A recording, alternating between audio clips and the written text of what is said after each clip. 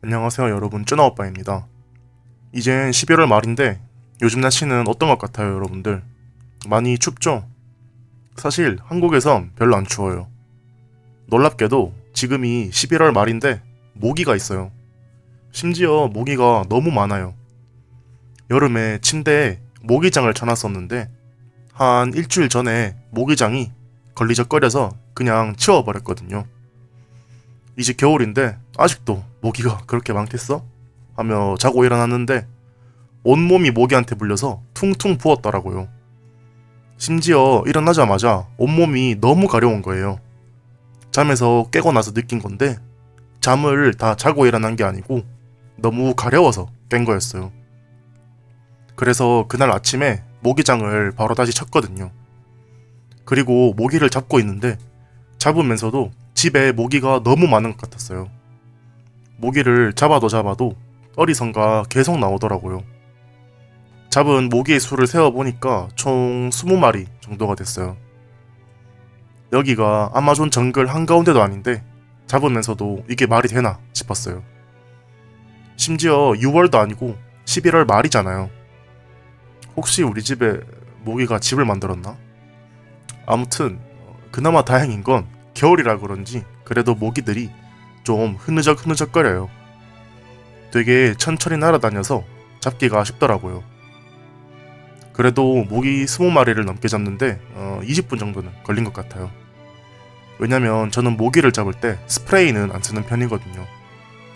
왜냐면 모기가 워낙 작고 빠르니까 오히려 스프레이가 잘 안 맞고 혹시 내가 스프레이를 마시게 되면 건강에도 안 좋잖아요.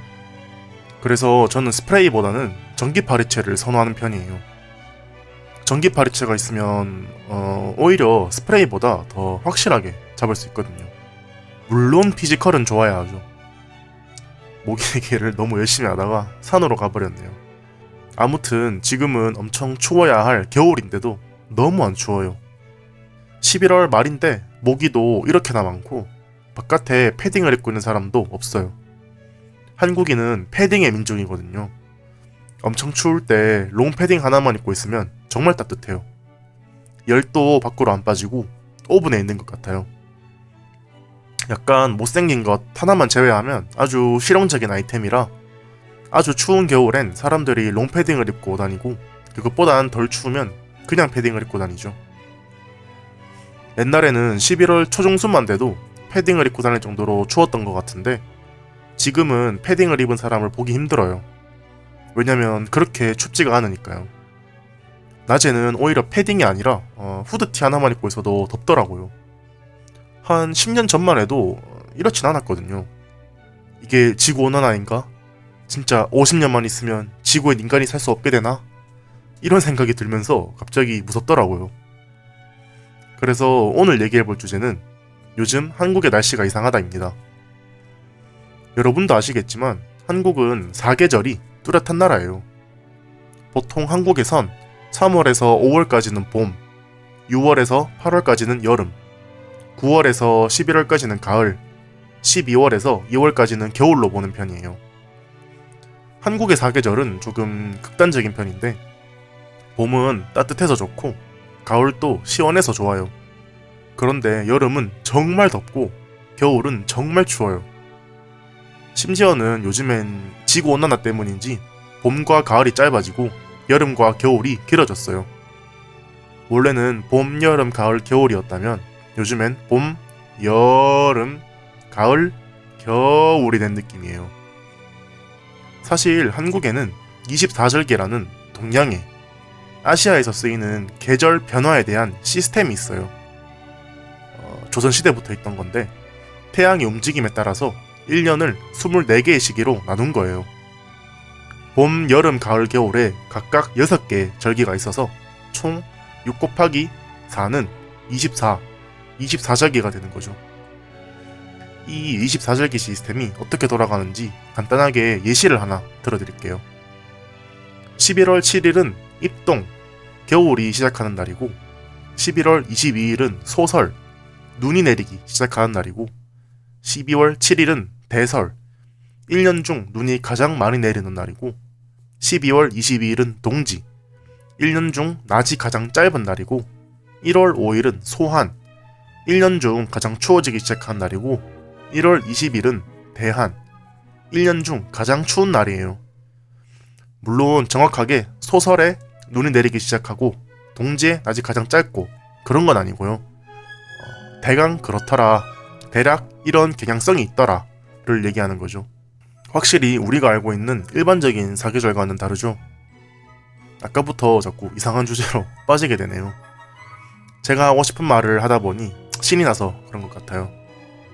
그럼 계속 원래 하던 사계절 얘기로 돌아가 볼게요. 원래라면 한국은 사계절이 뚜렷한데 요즘엔 안 그렇더라고요.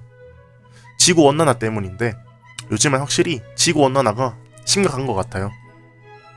쉽게 말하면 지구온난화는 지구의 기온이 증가하는 현상인데 이산화탄소나 메테인 같은 가스 때문에 기온이 올라가는 거예요. 물론 이런 이산화탄소나 메테인은 다 인간 때문에 늘어나는 거죠. 역시 나쁜 일들은 다 인간 때문에 일어나죠.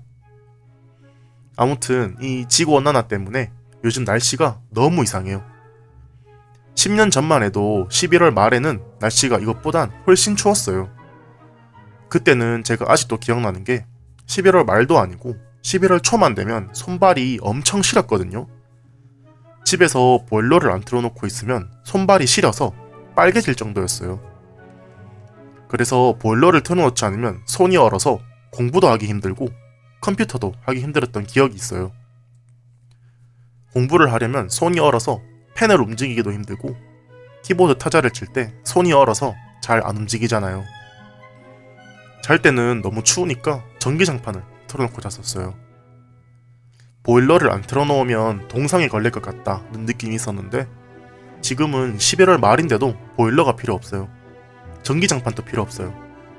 저는 원래 추운 밤에는 전기장판을 틀고 자는데 요즘엔 전기장판을 틀고 자면 너무 더워서 아침에 땀을 흘리면서 깨더라고요.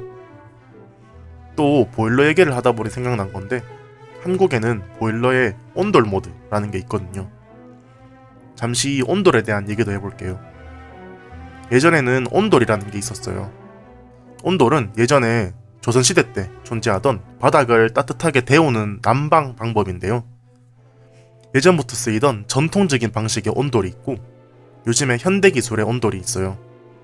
일단 전통적인 방식의 온돌에 대해서 설명을 해볼게요. 옛날에는 지금보다 훨씬 추웠겠죠?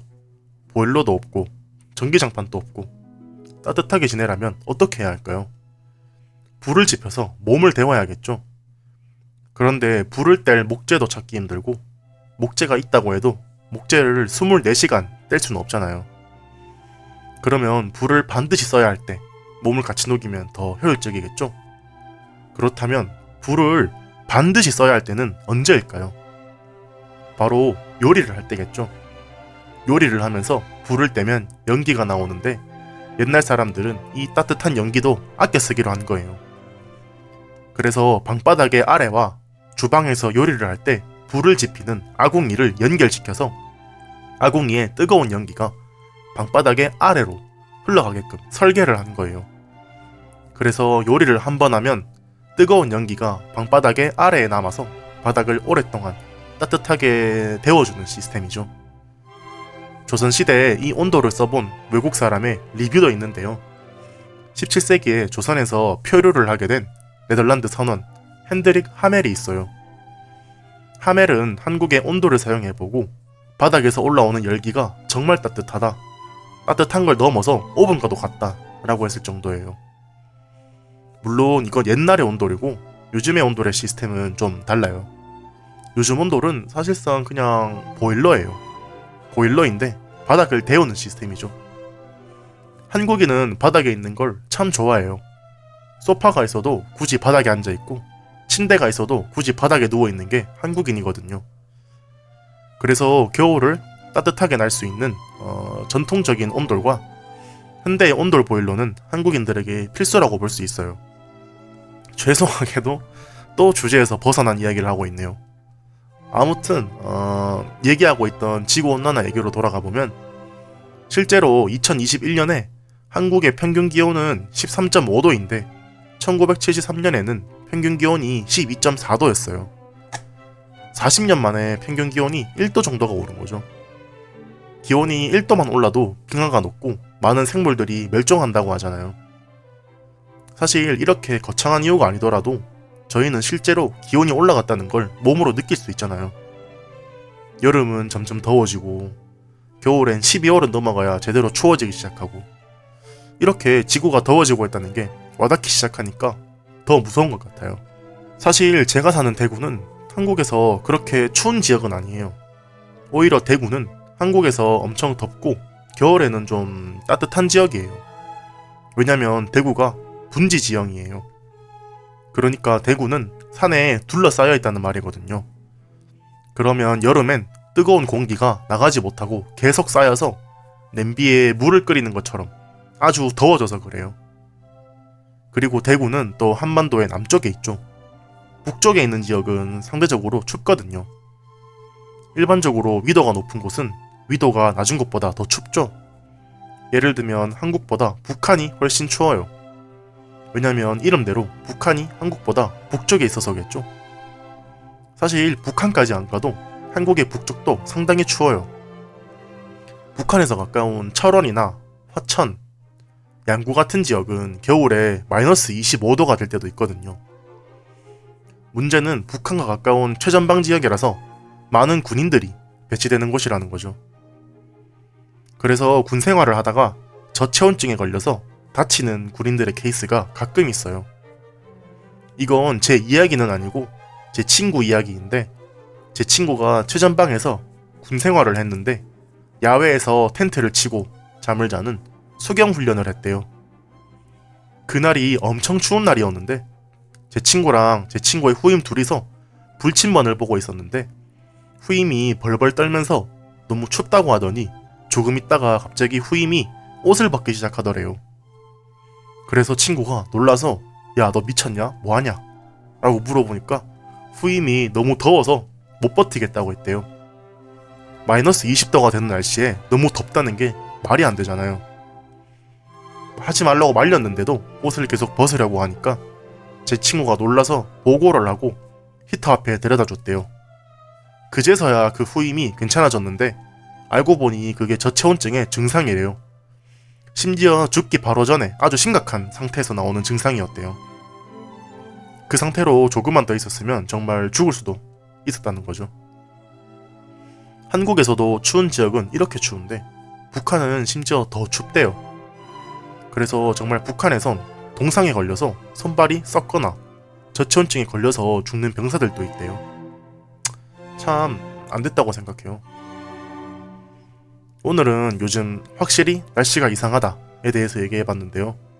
여러분도 최근 날씨가 예전보다 더워졌다고 생각하시나요? 혹시 특별히 기억에 남는 경우가 있나요? 그리고 지구는 지구온난화에서 회복될 수 있다고 생각하시나요? 오늘 또 쭈나오빠의 팟캐스트를 들어주셔서 감사합니다.